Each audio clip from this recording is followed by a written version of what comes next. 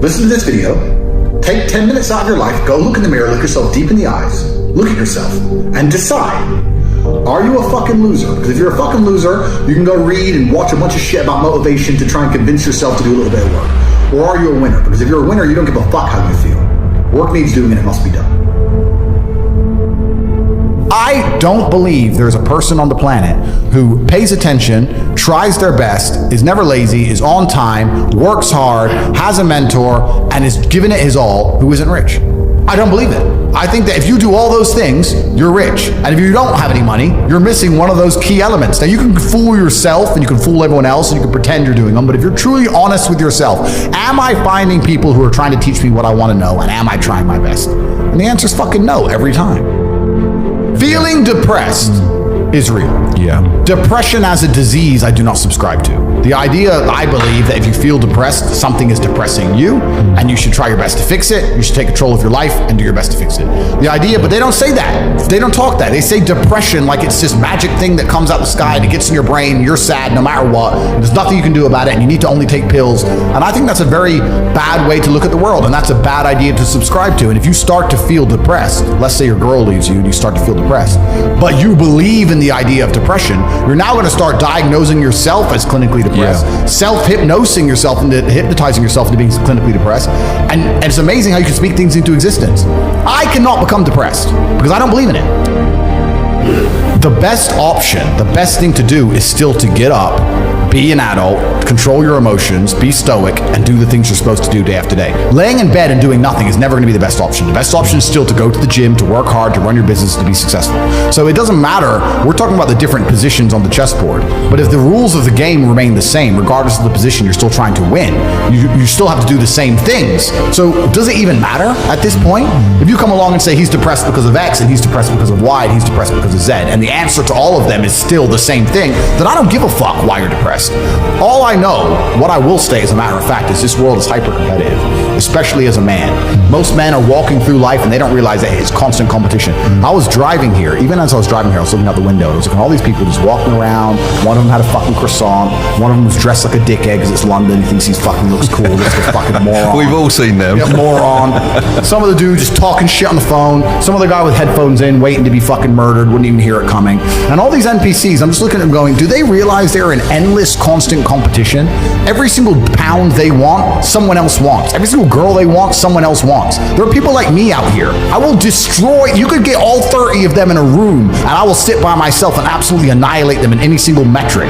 And they're just sitting there just fucking floundering and wandering through life, unaware of how competitive the world is. Well, and whinging how unfair it is. And how unfair it is. And this is my point. If the world is truly that competitive, you do not have time to be depressed because it's a non-competitive mind state. You could be depressed for X, Y, Z, whatever. I'm not depressed. And I want the money you want, and I want the girl you want, and I want the status you want, and the car you want, and the house you want. And I'm going to get it, and you're fucking not. I truthfully believe that the universe is a very giving place. And I don't want to sound, airy-fairy, but I truthfully believe that the universe is a giving place, and that if you actually really want something, you can have it. How much you want is how much you're prepared to sacrifice. So if you want $500,000 a year, you can definitely make that. And that level of stress you'll absorb for that money and the amount of headache you'll go through, if that's the amount you're prepared to accept for a happy life, you'll have it. Do you think anyone can do that though? I think that you have to pre-decide, right? So even my level of wealth comes with enormous stress. Governments are after me. Like most people are not mentally prepared for the bullshit I go through. So the number one factor that's going to decide how successful you are as a person is your ability to absorb stress, your stress level. The better you are at dealing with stress, the more problems you can fix, the more money you're going to make. So you have to decide where on that scale, because you could just be homeless and have no stress. Right? You could be a brokey and be on the dole and just, I'm broke, but nothing really troubles me. So you have to decide on that level where you want, how much stress you can possibly absorb as a man.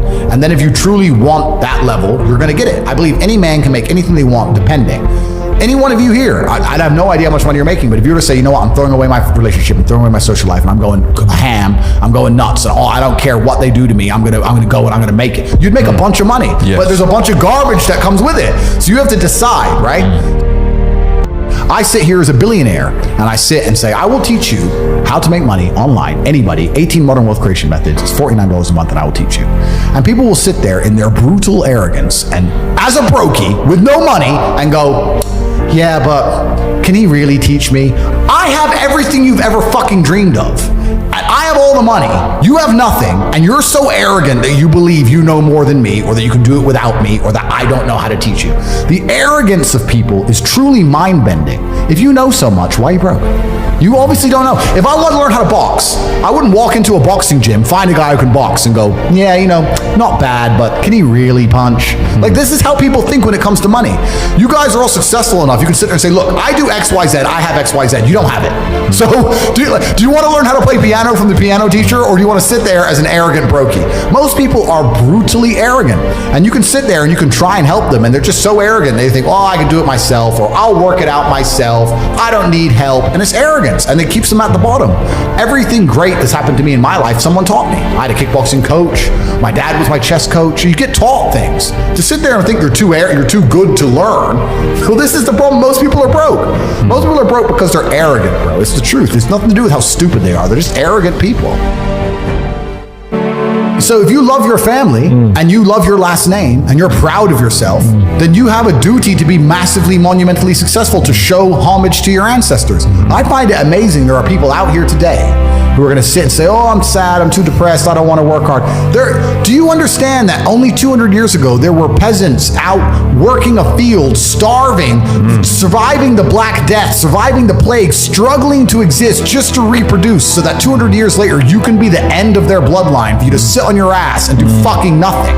Like, well, you're a fuck up. You're fucking up your entire bloodline of your entire ancestry.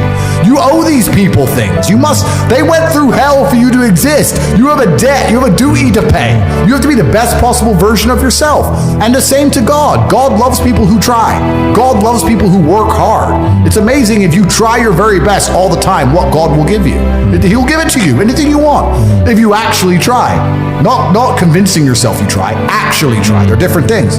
But yeah, I was instilled with this because from a young age, my dad said, you're a Tate, and Tates are the greatest people on the face of the planet, and there's gonna be a day I'm not here anymore, and they're gonna talk about me because of how fantastic you are. So go do your fucking job. And I said, yes, sir. And here I am. One of the most terrifying but also gratifying things of life as a man is that we're all born relatively valueless. I don't think women are born that way. A woman, if she's born, especially if she's attractive, has an innate value. People just want her no matter what. But as a man, if you're not an important man, nobody gives a fuck about you, and they're never going to care. So you have to build yourself from the ground up, and that's scary for a lot of people, but it's also a massive opportunity. You can decide if you want to be a famous musician, or a nice sensitive poet, or a painter, or a kickboxing world champion, or a businessman. You get to decide on all the different characters in the video game. You can choose, who do I want to be? And then if you actually try, you can become it. Isn't that amazing? You can wake up and go, you know what? I want to be this kind of guy. I knew who I wanted to be. I wanted to be the dude pulling up in the Lambo, 3 a.m, gets out. Everyone's like, who is this big, strong, rich dude? I wanted to be that man, so I became him. And if you don't want that, if you want to go be a musician and play guitar and get a bunch of chicks and chill in Bali and smoke weed, whatever, go, you can choose your character and build it. I don't believe in motivation as a concept. I believe in discipline and divine purpose. People who ask about motivation are basically saying, I don't feel like doing this. How do I feel like doing this? And the answer is, the true red pill is, you're never going to feel like doing it all of the time. Sometimes you're not going to want to do it. Doesn't matter what it is. If I were to tell you to go fucking surfing or skateboarding or driving a Ferrari every day, there's going to be days you wake up where you just don't feel like doing it, no matter how fun it is. That's life. But if you do not do it when you don't feel like doing it, you will never perform against the person who does it regardless of how they feel. You have to make a decision. Forget about the idea of motivation, forget about the concept of it, throw it away, and decide who you are. And this is a genuine task for you all to complete. Go look in the mirror, look into your own eyes, and decide, am I a fucking loser, or am I a winner? Because if you're only going to do what you feel like doing, you are a loser. That is the definition of a loser. A man who only does what he feels like doing is going to lose against the people who perform regardless. If you lose, what are you? A fucking loser. I decided I was a winner, and I knew what it took to win. To win, I have to perform day after day, so I decided I'm going to do this every day, regardless of how I feel. Some days I'll enjoy it, some days I won't, some days it'll be fun, some days it won't. But I'm going to do it every single day to the best of my ability. I will not allow my emotional state to affect my actions. That's what winners do. Because let's say you're a professional fighter and you've agreed to fight on the 13th of July. That day comes around. You might feel like fighting. You might feel like kicking someone's ass. You might not feel like fighting. You might be a little bit sick. But it's the day, the arena's booked, you have to fight. So you don't get to say, well, I don't feel like it now. You don't get to lose and tell people, well, I didn't feel like it on that day. You just have to do it. You have to be good enough on your worst day to beat your opponent on his best day. It might be your worst day, it might be his best day. You still have to fight, and you still have to win. That's the game. So when people ask me about motivation, I make it very clear. I say, listen, motivation has nothing to do with any of this. This is about who you are. It's about your purpose, your divine purpose given to you, dictated by God. Are you the kind of person who lives a life worth living, or are you a fucking loser? Now, watching this, there's going to be some of you which fall into each category. You're not all winners. You're in the right place. But some of you are probably still lazy losers. That's the reality.